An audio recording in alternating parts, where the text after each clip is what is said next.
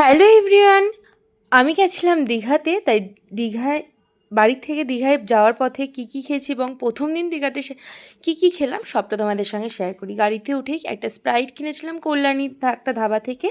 তারপরে তো কোলাঘাট থেকে পাঁপড় ভাজা, চিপস এগুলো কেনা হয়েছিলো, ওইগুলোই টুকটাক খেয়েছিলাম।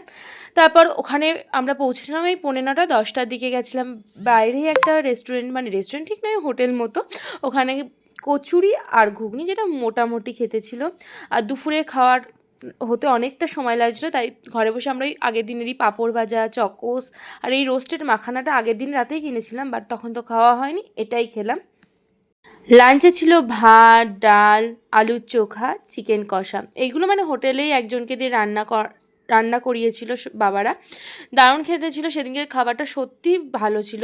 তারপর বিকেলে তো গেছিলাম জগন্নাথ মন্দিরে, ওখান থেকে পুজো দিয়ে বেরিয়ে সবাই আইসক্রিম খেয়েছিল। আর আমার এত গরম লাগছিল, আমি একটা ক্যাম্পা কোলাই খেয়েছিলাম। তারপর ওখান থেকে চলে গেছিলাম ওল্ড দীঘাত, সমুদ্রের ধারে বসে ছিলাম প্রায় অনেকক্ষণ। ওখানে খেয়েছিলাম একটা লেমন টি আর এই পাঁপড় ভাজাগুলো। প্রায় 2 ঘন্টা মতো তো ওখানেই আমরা বসেছিলাম, টুকটাক কেনাকাটি করলাম। ওখান থেকে তারপর বাড়ি বলতে হোটেলে ফেরার সময় টুকটুক করে বৃষ্টি পড়ছিল, তখন অরুণ আইসক্রিম খেয়েছিলাম। আর রাতে ডিনারে ছিল রুটি আর চিকেন কষা। এইটাই ছিল ফার্স্ট দিনের খাওয়া দাওয়া। চ্যানেলটাকে সাবস্ক্রাইব করে রেখো দীঘার বড় ব্লগগুলো দেখতে হলে। আজ আসি, দেখাবে পরের একটা ভিডিওতে। টাটা।